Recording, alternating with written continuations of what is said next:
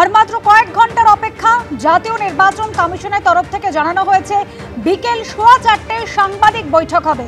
গতকালই বিজ্ঞপ্তি দিয়ে নির্বাচন কমিশন আজকের এই বৈঠক হওয়ার কথা জানিয়ে দিয়েছে।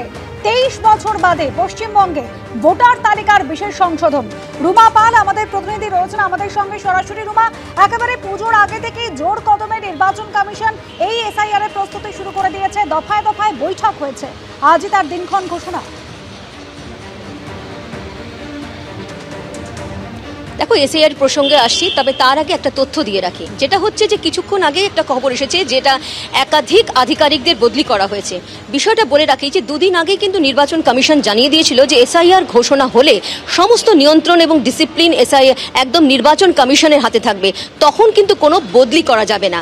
এই যে এত 64 জনের যে বদলি হয়েছে সেটা কিন্তু এই নির্দেশিকার ফলাফল বলে মনে করছে কমিশন। অর্থাৎ এসআইআর ঘোষণা হয়ে গেলে কোনো কর্মী বা আধিকারিক কিন্তু রাজ্যের তরফ থেকে কোনো বদলি করা যাবে না, এবং এই বদলি কিন্তু সেটারই নামান্তর বলেই মনে করছে কমিশন। এবার আসছি তোমার এসআইআর এর প্রসঙ্গে আসছি। দেখো, এসআইআর আজকেই কিন্তু ঘোষণা হচ্ছে এবং সেটা দিল্লিতে নির্বাচন কমিশন সাংবাদিক বৈঠক করে সেটা জানাচ্ছে। এবং অন্যদিকে জানিয়ে রাখি 26এই নির্বাচন রয়েছে, বাংলায় নির্বাচন রয়েছে এবং তার সঙ্গে সঙ্গে বেশ কিছু রাজ্যেও নির্বাচন রয়েছে। পুদুচেরি রয়েছে, কেরালা রয়েছে, অসম রয়েছে, তামিলনাড়ু রয়েছে। যেখানে ভোট রয়েছে তাদের তো অবশ্যই এসআইআর ঘোষণা করবে নির্বাচন কমিশন। আরও কিছু রাজ্য রয়েছে যেখানে কিন্তু এসআইআর ঘোষণা করা হবে। অন্যদিকে বলে রাখি, নির্বাচন কমিশন কিন্তু 24শে জুনই জানিয়ে দিয়েছিল যে বিহারে যেমন এসআইআর হচ্ছে, সারা দেশব্যাপী কিন্তু এসআইআর হবে, তবে ধাপে ধাপে হবে। কিভাবে হবে তারাই সেটা সিদ্ধান্ত গ্রহণ করবেন। দেখো, আজকে কিন্তু এসআইআর ঘোষণা হবে এবং যেহেতু আজকে 27শে অক্টোবর এবং 27শে এবং 28শে অক্টোবর কিন্তু বিএলওদের নিয়ে কিন্তু জেলায় জেলায় একটা একদম চূড়ান্ত পর্যায়ের যে বৈঠক হচ্ছে, এবং সেই বৈঠকের পরে কিন্তু একদম যে যখন এসআইআর ঘোষণা হবে একদম এমিউনারেশন ফর্ম যেটাকে বলা হয় একদম সফট কপি চলে আসবে, ইআরওর একদম পোর্টালে চলে আসবে। তারপর কিন্তু ছাপানোর বিষয় রয়েছে এবং 20 থেকে 30% ছাপিয়ে ফেলতে হবে সেই ফর্ম। এবং 7,65,00,000 যেখানে এই বাংলার যে ভোটারের সংখ্যা, সেক্ষেত্রে ডাবল এই তোমার ফর্ম ছাপাতে হবে, অর্থাৎ 15 কোটির মতো। এবং প্রত্যেক যখন বিএলওরা যাবেন ভোটারের কাছে সেখানে এমিউনারেশন ফর্ম দেবেন, যেখানে তোমার নাম, ঠিকানা, এপিক কার্ড নাম্বার এবং ডেট অফ বার্থ লিখতে হবে এবং কিছু ফর্ম ফিল আপের যা রুলস থাকে সেগুলো করতে হবে। অন্যদিকে আরেকটি ফর্ম থাকবে, সেটা বিএলওর কাছে থাকবে। অর্থাৎ এই ফর্ম ফিল আপের প্রক্রিয়া যে চলবে সেটা প্রায় 30 থেকে 35 দিন চলবে। অর্থাৎ 1 মাসের প্রক্রিয়া চলার পর কিন্তু একটা খসড়া ভোটার তালিকা প্রকাশ পাবে। যদিও খসড়া ভোটার তালিকা প্রকাশ পাওয়ার পর কিন্তু সময় থাকছে, যাদের নাম তারা যদি মনে করে যে তাদের নাম ওঠেনি বা কোনো কারণে তাদের ডকুমেন্টসের কোনো সমস্যা রয়েছে, সেক্ষেত্রে তারা যোগাযোগ করতে পারবেন। এবং রাজনৈতিক দল থেকে যদি কোনো ক্লেমস থাকে, তাদের যদি দাবি থাকে, অভিযোগ থাকে, সেটাও দেখা হবে। সেটাও কিন্তু প্রায় মাসখানেকের প্রক্রিয়া এবং ইআরও সেটা সব খতিয়ে দেখবে। খতিয়ে দেখার পর, যাচাই করার পর, এই সমস্ত প্রক্রিয়া করার পর 3 ধাপে হওয়ার পর প্রায় 3 মাস সময় লাগবে এই এসআইআর প্রক্রিয়া শেষ হতে। একদম এসআইআর প্রক্রিয়া এই সমস্ত শেষ হওয়ার পর কিন্তু চূড়ান্ত ভোটার তালিকা প্রকাশ পাবে। এই চূড়ান্ত ভোটার তালিকা থেকেই কিন্তু পরবর্তী অর্থাৎ 26শে বিধানসভা নির্বাচন হবে।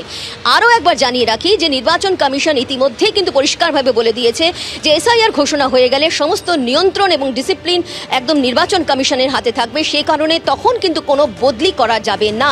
আজকে যে একটা বড় সংখ্যায় যে বদলি হয়েছে সেটা কিন্তু সেই নির্দেশিকারই ফলাফল, এমনটাই মনে করছে কমিশন।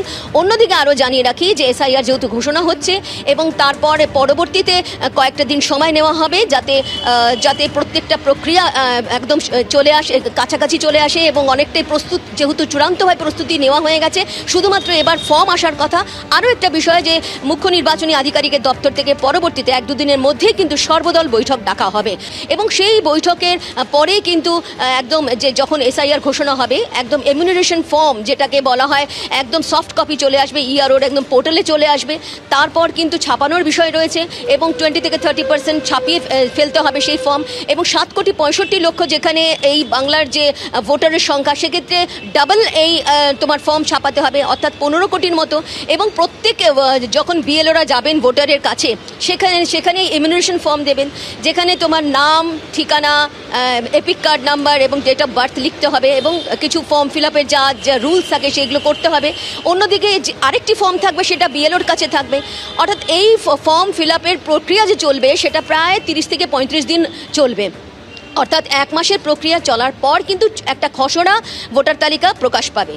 যদিও খসড়া ভোটার তালিকা প্রকাশ পাওয়ার পর কিন্তু সময় থাকছে, যাদের নাম তারা যদি মনে করে যে তাদের নাম ওঠেনি বা কোনো কারণে তাদের ডকুমেন্টসের কোনো সমস্যা রয়েছে, সেক্ষেত্রে তারা যোগাযোগ করতে পারবেন। এবং রাজনৈতিক দল থেকে যদি কোনো ক্লেমস থাকে, তাদের যদি দাবি থাকে, অভিযোগ থাকে, সেটাও দেখা হবে। সেটাও কিন্তু প্রায় মাসখানেকের প্রক্রিয়া এবং ইআরও সেটা সব খতিয়ে দেখবে। খতিয়ে দেখার পর, যাচাই করার পর, এই সমস্ত প্রক্রিয়া করার পর 3 ধাপে হওয়ার পর প্রায় 3 মাস সময় লাগবে এই এসআইআর প্রক্রিয়া শেষ হতে।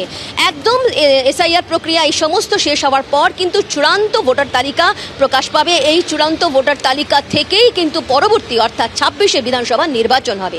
আরও একবার জানিয়ে রাখি যে নির্বাচন কমিশন ইতিমধ্যেই কিন্তু পরিষ্কারভাবে বলে দিয়েছে যে এসআইআর ঘোষণা হয়ে গেলে সমস্ত নিয়ন্ত্রণ এবং ডিসিপ্লিন একদম নির্বাচন কমিশনের হাতে থাকবে। সে কারণে তখন কিন্তু কোনো বদলি করা যাবে না।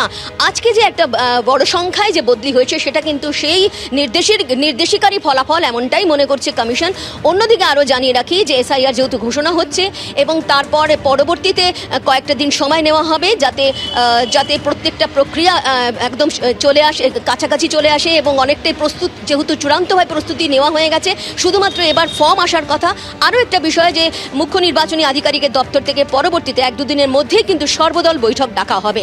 অর্থাৎ সমস্ত রাজনৈতিক দল অবশ্যই তাদের যে অভিযোগ, ক্লেম রয়েছে, দাবি রয়েছে, সেগুলো জানাবেন। বিএলওদের নিয়ে বেশ কিছু অভিযোগ আসছে।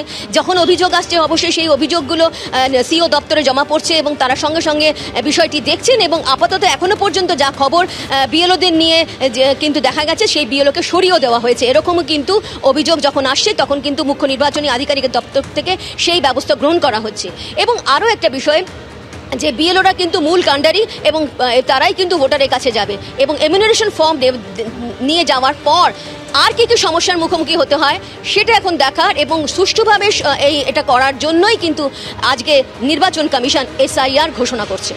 একেবারে রুমা, ধন্যবাদ। আর কয়েক ঘন্টার অপেক্ষা, তারপরে এই নির্বাচন কমিশনের সাংবাদিক বৈঠক রয়েছে 3 দফায়। প্রায় হাতে রয়েছে 3 মাস। এই 3 মাসের মধ্যে সমস্ত কিছু তথ্য খতিয়ে দেখা হবে।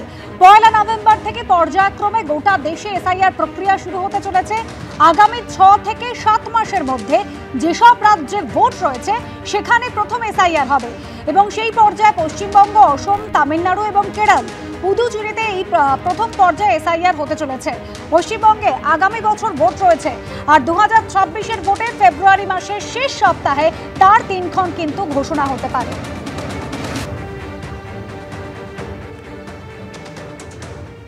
আজ যখন এসআইআর এর দিন ঘোষণা এবং তারপর থেকে নিয়ন্ত্রণ চলে যাবে নির্বাচন কমিশনের হাতে, তার আগে রাজ্যে সব মিলে 64 জন আইএএস এবং ডব্লিউবিসিএস অফিসারের বদলি।